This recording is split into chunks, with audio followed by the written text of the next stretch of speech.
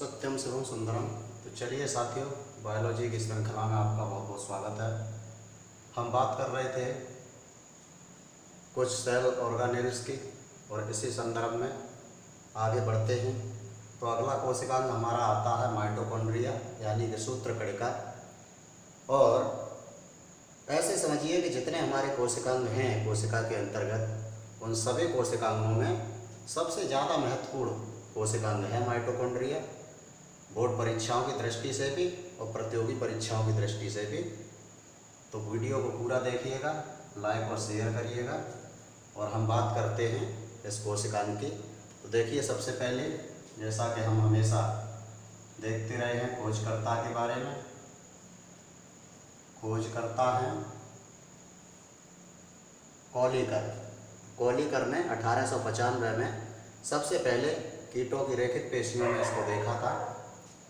तो कॉलीकर ने खोजा था इसको। ठीक है, कब खोजा? तो 1850 में।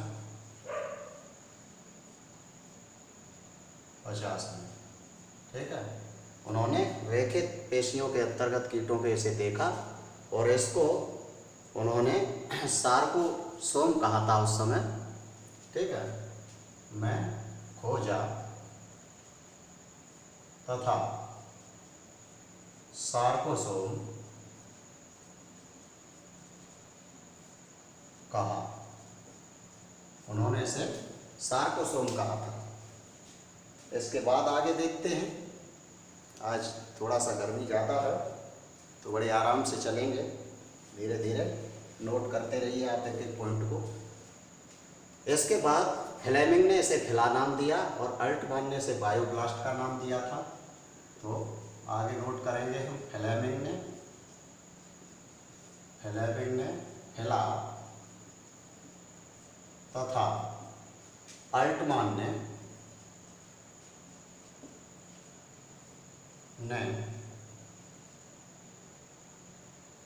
चलिए बायोब्लास्ट नाम दिया। इन्होंने उसे बायोब्लास्ट कहा था। बायोब्लास्ट नाम दिया। इसके बाद आगे आते हैं एक वैज्ञानिक सी वेंडा। तो सी वेंडा ने इसको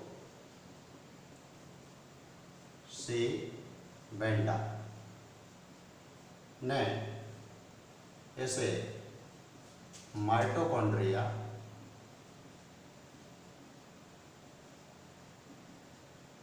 नाम दिया। तो यहाँ से एक सवाल बनता है आपका कि माइटोकॉन्ड्रिया नाम किसके द्वारा दिया गया? तो वो नाम किसने दिया था इसे? तो वो नाम देने वाले हैं सी वेंडा। ठीक है, और चाहे तो नाम चलिए 1800 में इधर लेके दे रहा हूँ। डेट की वैसे ज़्यादा आवश्यकता नहीं रहती है, लेकिन कहीं पढ़ ही जाए तो 1897 है। ठीक है, इस तरह लिख लीजिएगा। इसके बाद ये तो हुई जंतुओं की बात माइटोकॉन्ड्रिया की। फिर पौधों के अंतर्गत इसका पता लगाया गया। तो देखिए आगे पौधों में कौन है बताने वाले। तो पौधों में सबसे पहले निम्फिया एक पौधा होता है, उसमें मेविस नाम के एक वैज्ञानिक है, उन्होंने माइटोकॉन्ड्रिया का वर्णन किया था। तो पौधों में निम्फिया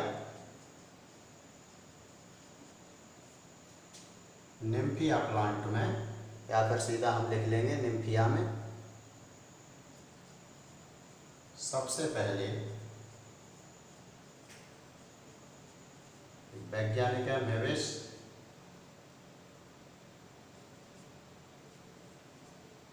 मेविस ने।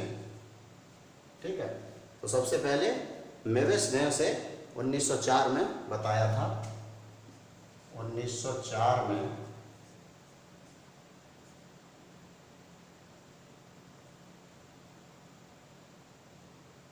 पौधों में निम्फिया में सबसे पहले मेविस ने 1904 में माइटोकॉन्ड्रिया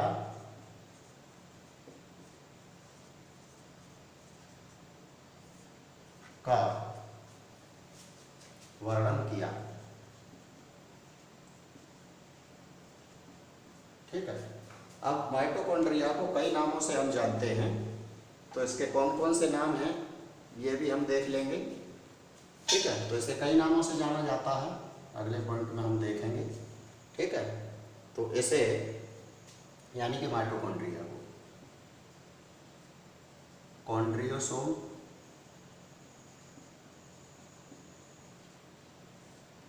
ठीक, तो इसको कॉन्ड्रियोसोम, कॉन्ड्रियोप्लास्ट, कॉन्ड्रियोप्लास्ट, ठीक है, कई नाम हैं इसके। इसके बाद प्लाज्मोसोम, प्लाज्मोसोम, ठीक है, प्लाज्मोसोम। इसके अलावा इसे प्लास्टोसोम, प्लास्टोसोम, ठीक है। इसके बाद में एक और नाम है इसका प्लास्टोकॉन्ड्रियन, वो भी लिख लेंगे, प्लास्टोकॉन्ड्रियन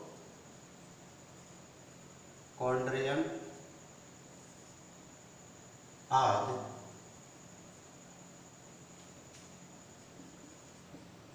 नामों से जाना जाता है। तो ये सब इसी के नाम हैं।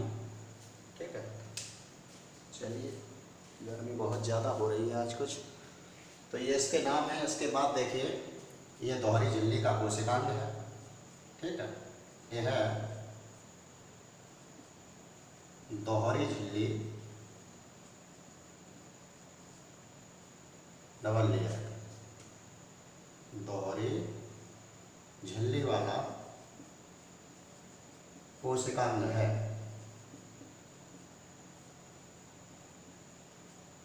ठीक है, और क्या है कि ये अन्य कोशिकांगों की भांति ये प्रोकैरियोटिक सेल में नहीं पाया जाता, यूकैरियोटिक सेल में पाया जाता है, लेकिन कुछ सेल ऐसी हैं यूकैरियोटिक में यहाँ ये अपवाद के स्वरूप में नहीं मिलता, तो उसे हम इकट्ठा ही लिख लेंगे, प्रोकैरियोटिक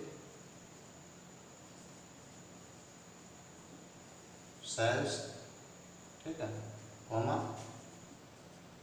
मैमल्स की, स्तनियों की जो परिपक्व आरबीसी होती हैं, परिपक्व आरबीसी, ठीक है, जो मनुष्य में या स्तनधारियों में, और फिलोएम में एक टिश्यू होता है पौधों में, तो उसमें सेप ट्यूब पाई जाती हैं, या उनको हम कहें चालनी नलिकाएं, तो उनमें आदमी नहीं मिलता ये आरबीसी, तथा फिलोएम की चालनी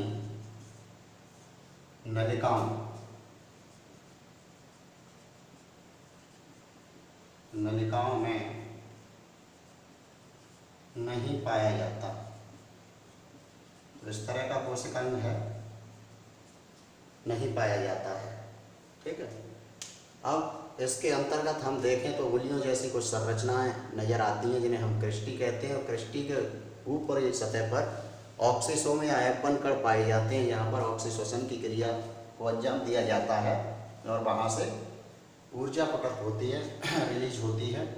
तो आगे लिख लेंगे हम, ये क्या था, 5, 6, 7 और ये 8वां पॉइंट। ठीक है,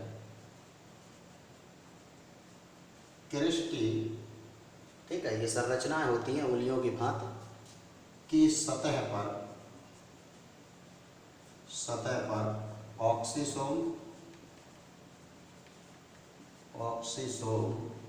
या इनको बोलते हैं F1 कण पाए जाते हैं। ये सवाल बनता है आपका प्रतियोगी परीक्षा में कि F1 कण कहाँ पाए जाते हैं या ऑक्सीसोम कहाँ पाए जाते हैं। तो ये आपके क्रिस्टी की सतह पर रहते हैं। इसके बाद देखिए और कुछ पॉइंट हैं जिनको हम देखेंगे।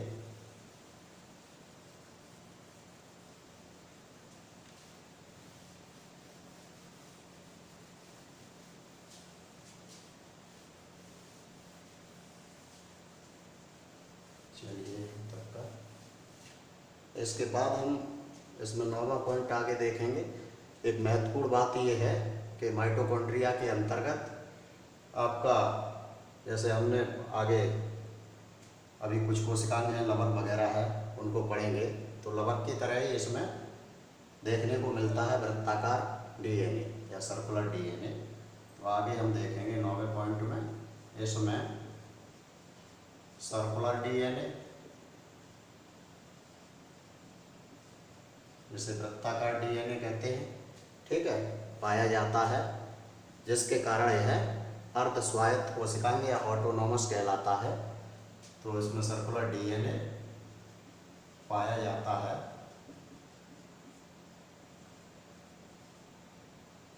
इसलिए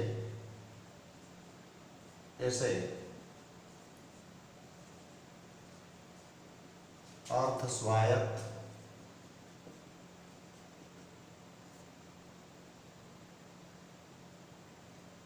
कोशिकांग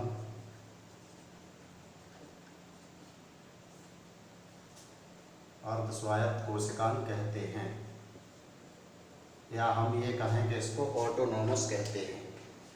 तो ये अर्ध स्वायत्त है क्योंकि अपना डीएनए रखता है स्वयं। इसके अलावा आगे देखते हैं, ठीक है, माइटोकॉन्ड्रिया को एक सबसे अहम पॉइंट जो यहाँ से बनता है, क्योंकि यहाँ से ऊर्जा निकलती है, एटीपी के रूप में ये संचित होती है, तो इसे power house of the cell कहते हैं। तो माइटोकॉन्ड्रिया को, वैसे कई नाम हैं, माइटोकॉन्ड्रिया को कोशिका का पावर हाउस, विद्युत गृह, बिजली घर, बहुत सारे नाम हैं का, विद्युत गृह,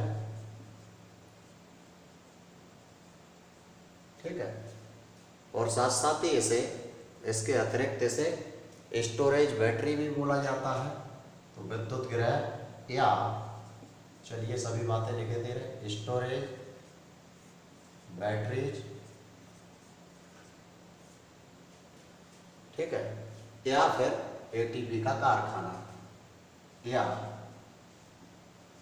एटीपी कारखाना कहा जाता है, ठीक है। क्यों कहा जाता है? क्योंकि यहाँ से विद्युत जनरेट होती है, विद्युत निकलती है यहाँ से। और अगला देखिए, एक वैज्ञानिक हैं आपके कोहन। तो कोहन ने जो माइटोकॉन्ड्रिया है उसकी रासायनिक संरचना बताई थी। तो हम लिख लेंगे, कोहन ने माइटोकॉन्ड्रिया